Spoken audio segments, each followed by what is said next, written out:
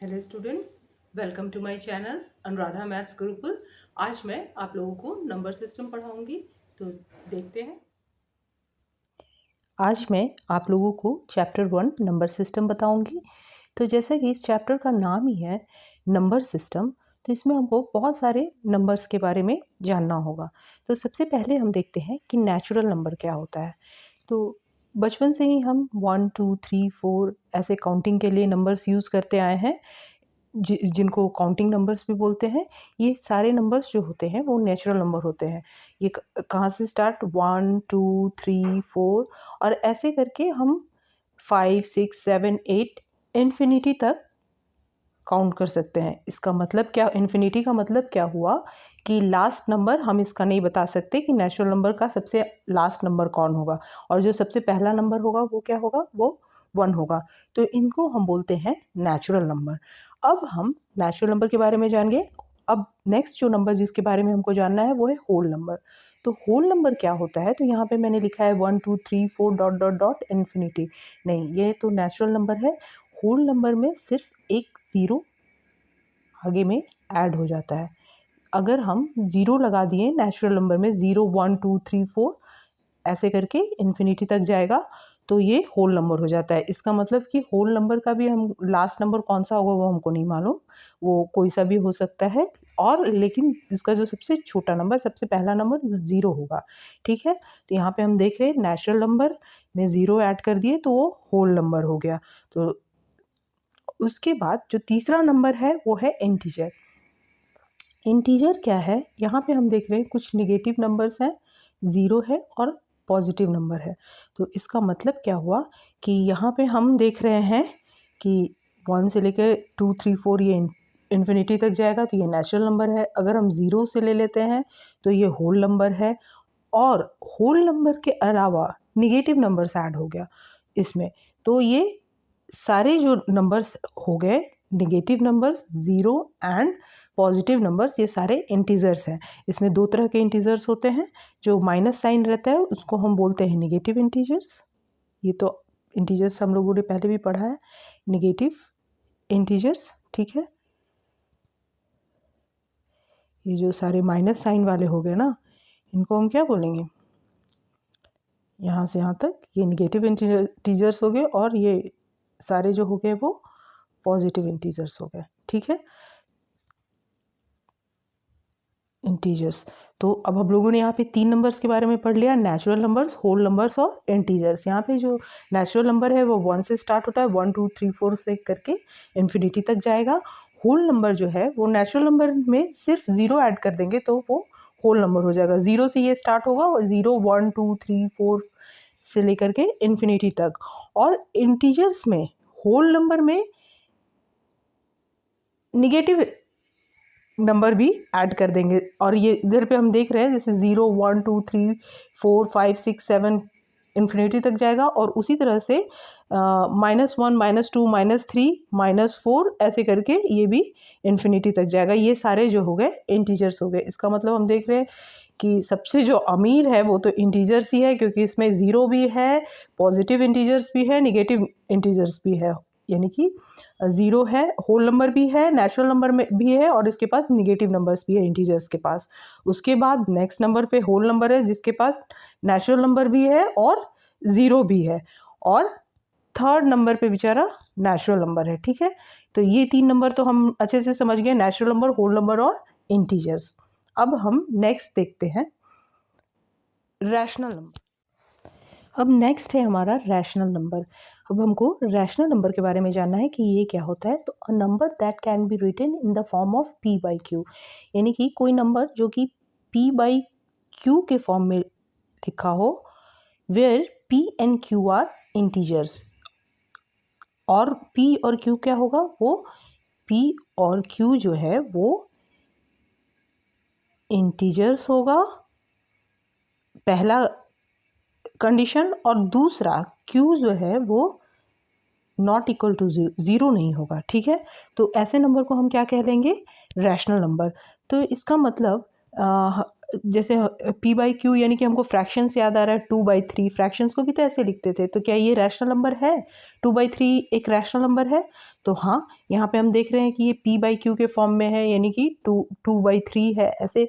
और यहाँ पे अगर p को देखें तो p की जगह 2 है और q की जगह 3 है, और 2 और 3 ये दोनों ही एक पॉजिटिव इंटीजर्स है, और q यानी कि 3 q इज इक्वल टू 3 है, जो कि 0 के बराबर नहीं है। तो इसका मतलब कि ये एक रैशनल नंबर हो गया। उसके बाद अब हम देखते हैं -4/6, क्या ये रैशनल नंबर है? हाँ है। यहाँ पे p बाई क्यू सबसे पहला चीज़ तो क्या है कि ये p बाई क्यू के फॉर्म में है, ठीक है, p बाई क्यू के फॉर्म में है।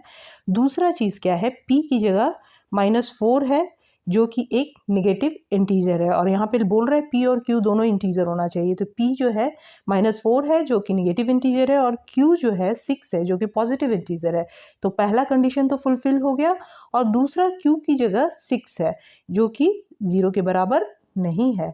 तो ये भी -4/6 भी क्या हो गया, ये एक रैशनल नंबर हो गया। अब अगर हम बोले कि 9 क्या रैशनल नंबर है? तो आपको देख के लगेगा 9 p बाई क्यू के फॉर्म में तो नहीं है। तो नहीं, ऐसी बात नहीं है, 9 भी p बाई क्यू के फॉर्म में है।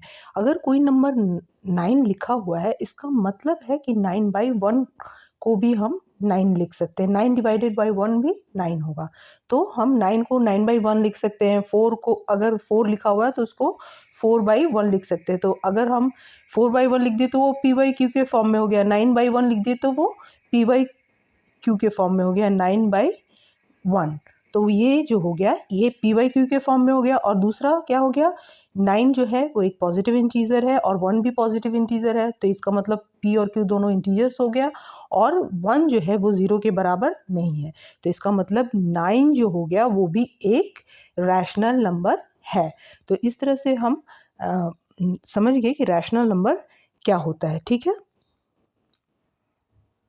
अच्छा, एक चीज़ और, अगर मैं आपसे पूछूं 0 रैशनल नंबर है क्या? 0 रैशनल नंबर है? तो मैंने आपको बताया कोई भी नंबर, चाहे वो कोई भी नंबर हो, अगर वो ऐसे लिखा हुआ है इसका मतलब कि डिनोमिनेटर में हमेशा 1 होता है। तो 0 का मतलब हो गया 0/1। तो 0/1 हो गया, इसका मतलब 0 जो है वो एक इंटीजर हो गया। इंटीजर में तो आपने देखा है पॉजिटिव इंटीजर होता है, नेगेटिव इंटीजर होता है और 0 होता है, ये सारे इंटीजर्स होते हैं। तो 0 एक इंटीजर हो गया और 1 भी एक इंटीजर हो गया, और q की जगह 1 है जो कि नॉट इक्वल टू 0 है। तो इसका मतलब अब यहाँ पे हम एक प्रॉब्लम को देखते हैं, find 5 rational number between 1 and 2। 1 and 2 के बीच में हमको 5 रैशनल नंबर पता करना है।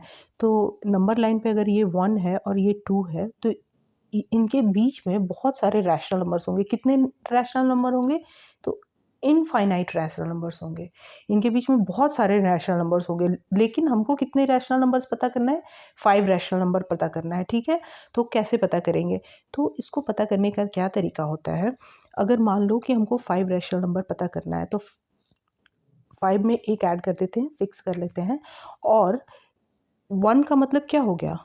1 का मतलब हो गया 1/1। तो इसका हम क्या करेंगे, जैसे 5 रैशनल नंबर है तो उससे एक ज़्यादा 6 ले लेते हैं, और इसका जो डिनोमिनेटर है उसमें मल्टीप्लाई कर देंगे 6 से। तो अगर 6 से डिनोमिनेटर में हम मल्टीप्लाई करेंगे तो न्यूमरेटर में भी मल्टीप्लाई करना पड़ेगा। तो 1 को हम 1/1 भी लिख सकते हैं, और इसका इक्विवेलेंट फ्रैक्शन लिख हो जाएगा ये 6/6, ठीक है।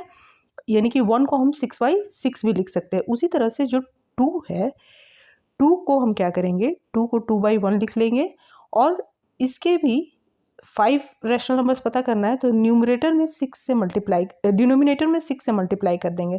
तो अगर डिनोमिनेटर में 6 से मल्टीप्लाई करेंगे तो न्यूमरेटर में भी करना पड़ेगा, तभी तो 6 कैंसिल होके ये 2/1 यानी कि 2 के बराबर ही हो जाएगा। तो इसका मतलब ये हो जाएगा 6 2 ज़ा 12, और ये हो जाएगा 6। इसका मतलब कि 1 या 6/6 दोनों बराबर है, इक्विवेलेंट फ्रैक्शन हम लोगों ने पढ़ा है ना, और 2 जो है वो 12/6 के बराबर हो गया, ठीक है। तो इसका मतलब क्या हो गया कि हम बोल सकते हैं हमको 6/6 और 12/6, 1 और 2 का मतलब 1 की जगह इक्विवेलेंट फ्रैक्शन हम 6/6 लिख लिए और 2 की जगह 12/6 लिख लिए। तो इन दोनों के बीच में हमको 5 रैशनल नंबर बताना है। तो अगर इन दोनों के बीच में आपको अगर इस तरह से आपने 1 और 2 को लिख लिया तो आराम से बता सकते हैं 6/6 के बाद क्या हो जाएगा 7/6, 8/6, 9/6, 10/6 और 11/6। ये 1 2 3 4 5 5 हो गया। तो ये 5 रैशनल नंबर्स 6/6 और 12/6 के बीच में और भी रैशनल नंबर होंगे, लेकिन ये 5 रैशनल नंबर हमको बताना था और ये 5 रैशनल नंबर भी इन दिनों के 1 और 2 के बीच में है। यानी कि 1 और 2 को ही हम लोगों ने इक्विवेलेंट फ्रैक्शन इसका 6/6 और 12/6 लिख लिया है। तो इस तरह से करके हम दो नंबर्स के बीच का रैशनल नंबर निकाल सकते हैं। अगर आप लोगों को ये वीडियो अच्छा लगा तो प्लीज़ लाइक कीजिए, शेयर कीजिए और सब्सक्राइब कीजिए। फिर से मैं आऊँगी एक नए वीडियो के साथ। तब तक के लिए कीप प्रैक्टिसिंग।